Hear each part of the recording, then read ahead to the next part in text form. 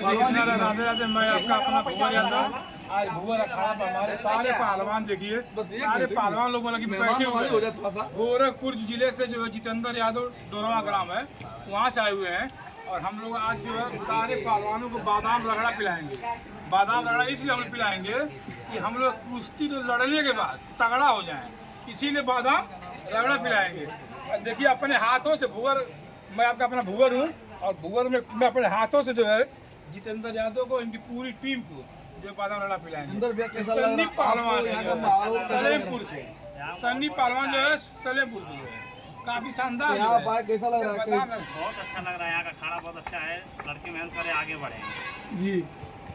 और कोई कमी निस्बत आई है यहाँ का?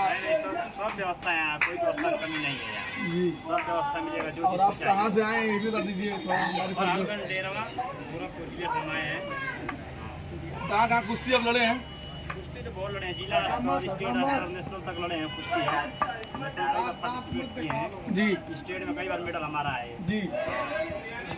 अब कहाँ जाने वाले हैं आप खेलने के लिए? थाईलैंड जाने वाले हैं कुश्ती लड़े नाग पंचमी के दिन। थाईलैंड अब लड़ेंगे? नाग पंचमी के दिन जाने वाले हैं। आपको बुलावा आ गया? हाँ बुलावा डीजल सब बन के रेडी? हाँ टिकट उकट सब हो गया है, बस जाना है जी। तो बहुत खुशी की बात है। सारे 2-3 लड़के जा रहे हैं थाईलैंड। अच्छा 2-3 लड़के भी? हाँ।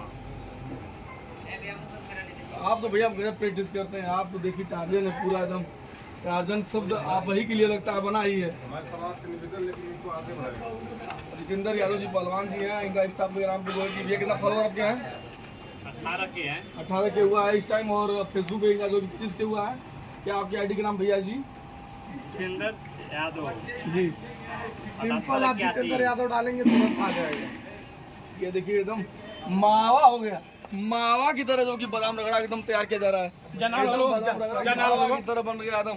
चलिए अब नहा के, पहलवान लोग हमारे नहाने की व्यवस्था भी यहाँ पे जबरदस्त तरीके से है। अभी